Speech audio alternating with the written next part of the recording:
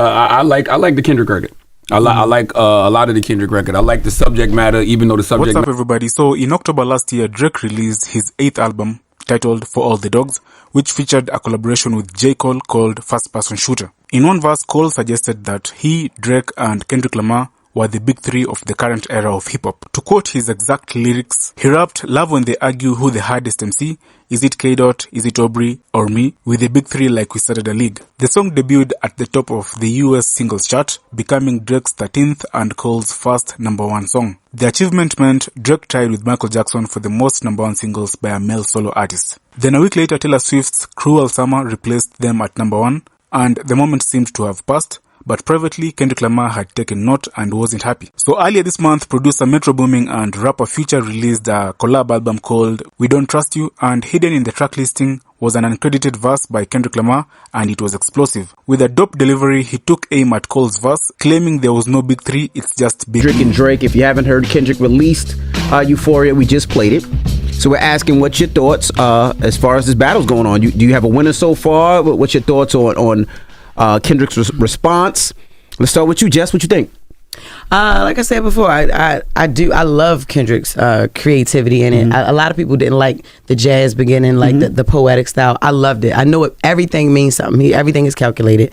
I do like push-ups. I did not like Tailor-Made, and I love Euphoria. So I just can't wait to see what happens next. But yeah, I like it. Yeah, I thought Kendrick's response was dope. And I tell everybody who says I don't like it, I say listen to it again. Yeah. Because there's so many things that you take out of it that you got to pull out of it, because Kendrick, when he writes, he's not writing surface. He's writing because he wants you to think. He's going deep and he's trying to cut deep, and I think that's what he did.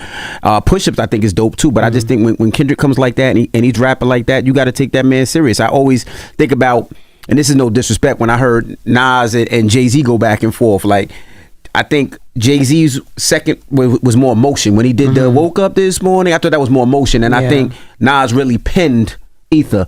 And I think with this, Ether was so emotional. Are you crazy? Ether, but he penned that. Ether is full of so many 5th grade insults. You gay, you suck D, you look like a rat. Like compare Ether to Takeover. Takeover was strategical. Takeover was surgical. Yeah. See, you did what most light skinned do move the goalpost and went to the record that was kind of whack, which was super ugly. It was.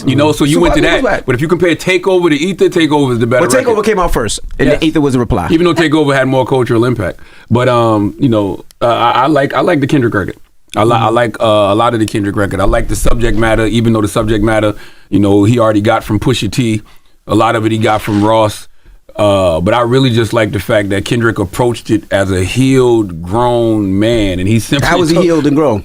Because he's simply telling Drake that Drake needed to grow up. He's saying Drake hasn't grown as an artist or a man. He says, "Yo, you make music to pacify people. I make music that electrifies people." When he says to Drake, "I know they call you the boy, but where's the man? Because I ain't seen him yet." Like, he's literally painting Drake as an artist with all style and no substance, and I like that. Even when he comes at Drake about not being a real father. I don't know if Drake is a real father or not, what I mean? But just the way he approached that, saying to Drake, you don't know nothing about telling your son to pray. You don't know nothing about giving your son tools. But now you just said this man said a bunch of lies, and we don't know if this is true or not though either. I don't know if it is or not, but he's saying that based off their personas. Kendrick has one persona, which is the conscious brother but we see Drake with his kid, though. Gives you things. We see Drake with his son. Listen to what I'm saying. I'm listening, but we see Drake with his son. Personas. Kendrick has the persona of being conscious. Kendrick has the persona of being somebody that gives you music with substance. Drake is the party guy. Right. He's the guy that gives you the rap records. So he's playing off their personas. So he's saying, like, you don't know nothing about, instilling morals and integrity and discipline in your kids, teaching your son to speak the truth. And the other part where he says, I don't even really think you like women. That's not just him saying, I don't think he's saying, yo, Drake, like, you gay. Gay, yeah. He's saying, like, you one of those guys, you like vagina, but you don't really like women. Right. There's a difference. There's guys that like vagina, but they don't really have the respect for women that they should. And people always say Drake is a misogynist and things of that nature. Right. I think Kendrick just approached it from a very grown perspective. Right. And I think that Drake is gonna have to dig a little deeper in order to really get at Kendrick the next time. If he needs to. Because there's a lot of people that feel like the complete opposite. There's a lot of people that don't want to dig deep and feel like Kendrick's diss It's too deep. It's too deep. Because they not healed. Correct. Well, honestly, I was scared when it came out because I was like, oh my God, now I'm going to have to like really sit with an encyclopedia and all that. But he really, because I don't be understanding everything that Kendrick talks about all the time. But I was surprised. I understood a lot of it. You still got to listen to it over and over to catch things because he rap fast, he switch up flows, but I understood it, and it wasn't too deep for me at all. But I also feel like people just don't like Drake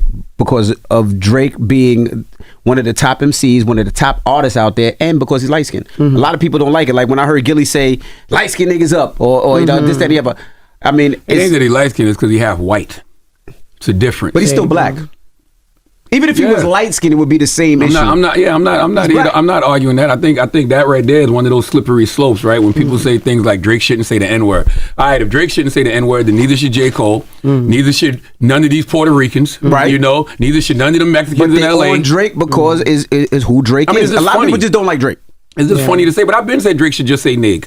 I think J. Cole should just say nig. Shut up, man. He should only be able to say half. So what's the Latin people say? Latin people shouldn't really say it at all. But that ain't my... Or Mexican rap, what should they say? They shouldn't say it at all, but that ain't my fight. You know what I mean? I'm not going to sit there and act like I care. I'm not one of those people that's on a high horse like, oh, you shouldn't say that. But that's why Kendrick said, I don't like when you say it. Like, but, you know, it's just... It ain't even got to be deep for me, but I don't like it. It's cringy. And Kendrick said in the record, it ain't even that deep. It's just something that I don't personally like. Right. And that's how I feel. It's not that deep to me. Another thing Kendrick says in the song that I like, he goes, you the only one that's out here wanting to be famous. Because Kendrick was like, I ain't with all of that lame. I ain't with all of that Hollywood industry, trying to be the most popping person. I like being on these remote islands. I like being with my family. I like making sure that my peace is my peace. Right. I respect But that's cool. There's two different MCs, two different artists. One likes to be famous. One likes to just put out music and keep it moving. There's two different MCs. He's also playing off Drake's, insecurities. Because if you are a narcissist, if you are a person that leads with ego, you don't like to be exposed.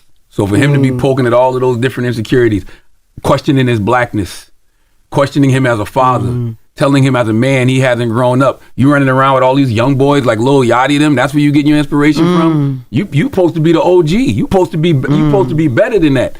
As a man, those are the worst kind of conversations.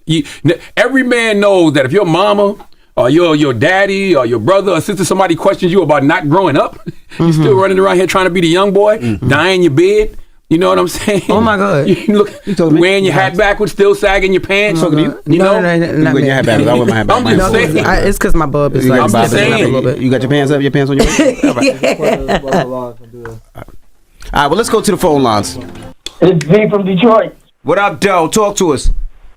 Yeah, so you got to start off with the first beginning of it. He used Teddy Pendergrass. Right. My greatest inspiration. So he's telling y'all that he bored with rapping. His battle was inspire him. And then yesterday was National Honesty Day. So he's telling him on that day you got to look yourself in the mirror and see how honest you got to be with yourself with all these lies you telling. Now, how you could beat that? How you gonna be there? He broke down on National Honesty Day, and Kendrick fried Drake on National Honesty Day. You think Kendrick knew it was National Honesty Day? Well, if that's the case, I can say today is the first day of Mental Health Awareness Month. And it was a psychological evaluation of Drake and his insecurities. And his YNW Melly birthday. Oh, it was? Yeah, it is. It's today? It's Melly birthday. See? I hate y'all. Hello? Hello? Hello? Hey, what's your name? Oh, shit. I didn't realize. Oh, my bad. I didn't realize. I didn't realize you guys picked up. I was sitting up here talking to my mama. Tell your mama we said what's up. Hold up. Mom. DJ F.B. Charlamagne, the guy that just married, said what's up. He got young mama. Hey, chill out. How old your mama is? Oh, God. Mind your business. You know Charlamagne like him older. No, I don't. I like yeah, she in that age frame too. Anyway, I think Kendrick got it. Okay. Yeah. Why you think that? Because Drake hit back with that. He hit back with that weak AI joint. So Kendrick Lamar got to fight his Riot and Skynet.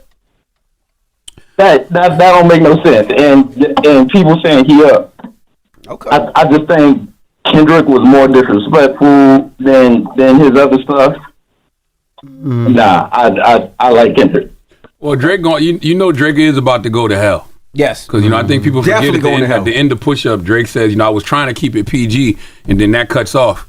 So he really about to go to hell. He about to go to hell. I think he about to go to hell. I think it's about to get nasty. They're about to pull each other's spouses into it. I think it's about to get disgusting. Kendrick went low, but Drake about to go to hell. Yeah, I think he about to go to hell too. But even so, I don't even think Kendrick went low. I think Kendrick just went a little bit more deeper. You talk about your father and stuff. I think that's a little low. I think that's just challenging him on, that was challenging Drake's fatherhood and his parenting skills. That's low.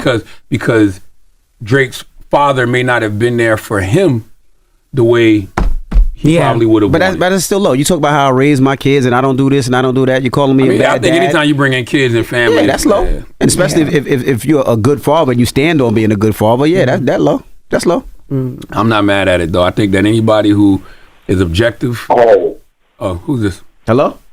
this is Lamar. Yo, thank you for having me because this is the greatest moment of my life. Hip hop did it again.